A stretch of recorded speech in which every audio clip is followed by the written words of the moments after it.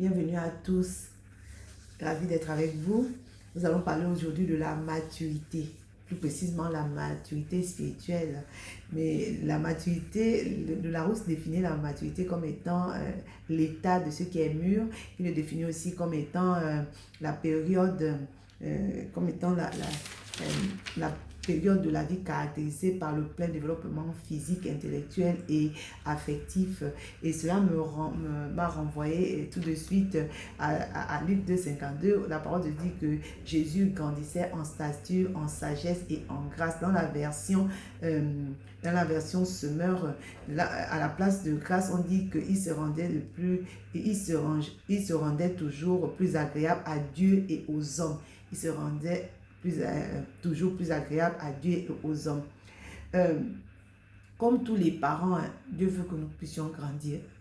Vraiment, comment dire, si nous, on éprouve le besoin de voir nos enfants grandir, à combien plus forte raison Dieu.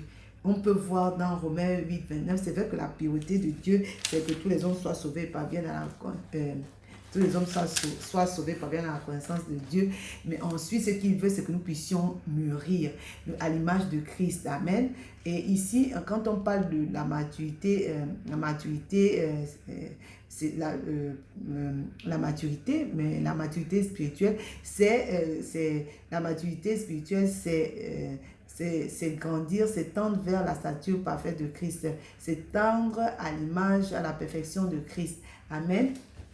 Dans Romains 8, 29, on peut voir la volonté de Dieu. Il dit, car ceux qu'il a connus d'avance, il les a aussi prédestinés à être semblables à l'image de son Fils, afin que son Fils fût le premier-né entre plusieurs frères. Voilà, c'est la volonté de Dieu que nous puissions mûrir. C'est vraiment la volonté de Dieu. Jésus étant l'aîné, il est notre modèle. Il est notre modèle. Amen. Et comment on fait pour grandir, pour être mature? Pour être mature spirituellement, c'est déjà au travers de la contemplation et puis de l'imitation. Plus on va lire la parole de Dieu, plus on va méditer la parole de Dieu, plus l'image de Christ va se refléter au-dedans de nous, parce que nous allons le connaître tel qu'il est et nous allons, ensuite, comme Paul l'imitait, on voit dans 2 Corinthiens 3, 18, la parole de Dieu dit que nous qui le visage découvert, contemplons comme dans un miroir la gloire de Dieu, nous sommes transformés à la même image, de gloire en gloire, comme par le Seigneur l'Esprit. Et Paul pouvait dire aux Corinthiens, dans 1 Corinthiens 11, 1, il dit, soyez mes imitateurs, comme je le suis moi-même de Christ. Voilà, il imitait Christ, tout ce que Jésus faisait, Paul a décidé de faire. Ça veut dire prier, tout ce que Jésus faisait, il a ignoré tout ce qu'il était et tout pour poursuivre Christ. Il a été dirigé par le Saint-Esprit, il ne faisait rien par lui-même. Et c'est ce qui fait en sorte qu'il a fait ce qu'il a pu faire dans la Bible. Et pourquoi Dieu veut que nous puissions grandir, pourquoi il veut que nous puissions mûrir. On a vu dans la version Semeur que Jésus, c'est vrai, grandissait en stature et en sagesse, mais il se rendait toujours plus agréable à Dieu. Dieu veut que nous puissions grandir pour que nous puissions lui être agréables, Deuxièmement, Dieu veut que nous puissions grandir pour être aptes à le servir. On ne peut pas le servir puisque il nous a suscité donc les apôtres, tout ce qu'il a, de toute façon, tout ce qu'il a appelé, on peut voir dans Ephésiens 4, du verset 11 au verset 13. Il a suscité des apôtres, des docteurs, des pasteurs, des prophètes pour le perfectionnement des saints. Et donc, ce qu'il désire, c'est que nous puissions être aptes à le servir, que nous puissions, manifester, refléter son caractère, le caractère de Christ. La parole de Dieu dit que, souvent on dit que Dieu nous a appelés, on ne comprend pas pourquoi les choses n'arrivent pas à se mettre en place. Mais à la vérité, il a pu dire aux apôtres qu'il y a beaucoup de choses que je vais vous dire, mais pour l'instant, vous n'êtes pas prêts à apporter la charge. Donc, Dieu veut que nous soyons aptes. Dieu veut que nous mûrissions pour pouvoir le servir. Pour pouvoir le servir. Et troisièmement, Dieu veut que nous puissions mûrir pour tenir ferme dans la foi. Pour tenir ferme dans la foi face aux épreuves, face aux circonstances de la vie. Dieu veut que nous puissions être fermes, que nous ne soyons pas des enfants ballottés à tout vent de doctrine. Non, il veut que nous soyons des hommes faits à la stature, à l'état de la stature parfaite de Christ. Dieu veut ça. C'est pour ça qu'il désire que nous puissions grandir. Il désire que nous puissions grandir. Amen.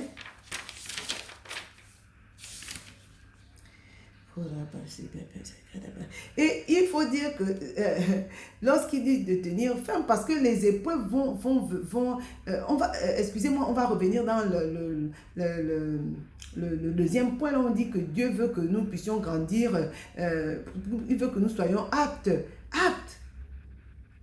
Dieu veut que face aux épreuves, nous puissions tenir ferme.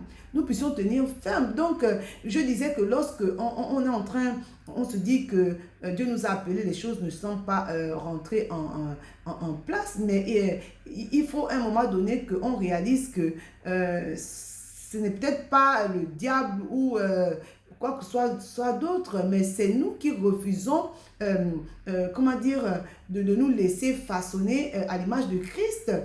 À l'image de Christ, on a parlé on parlait de l'humilité. On parlait de l'humilité. On a vu que, par exemple, Jésus après son baptême, a été conduit par l'Esprit dans le désert pour être éprouvé et il a vaincu. S'il n'a pas épargné son propre fils, qui sommes-nous pour être épargnés? On a vu comment Dieu a amené, alors qu'il y avait un trajet plus court, mais Dieu a amené son peuple dans le désert parce qu'aussi longtemps qu'ils n'avaient pas été éprouvés, ils pouvaient penser qu'ils sont agréables à Dieu, qu'ils aiment Dieu. Mais ils ont été, et il y a beaucoup qui n'ont pas pu rentrer à Canaan. On a vu David pendant 7 ans, il a été poursuivi par Saül. Et pourtant il était déjà roi. Il était déjà roi, sauf qu'il n'était pas encore dans le trône. Il a dû fuir et être loin de son ami Jonathan. On a vu Joseph qui a été jeté dans le puits, qui est passé par chez Potiphar, qui est allé en prison et tout ça.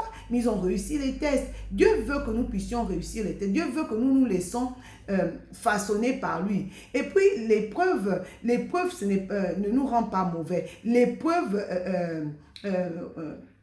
permet de faire sortir ce qu'il y a de mauvais en nous. Et lorsque on se met à tourner en rond, lorsqu'on est dans une situation où, malgré le fait que Christ nous ait appelés, les choses demeurent les mêmes, à un moment donné, il faut se poser la question et accepter ce processus-là pour pouvoir en sortir, se laisser façonner par Christ pour pouvoir le servir.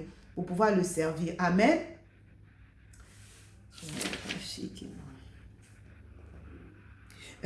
On a vu ça dans Deutéronome 8.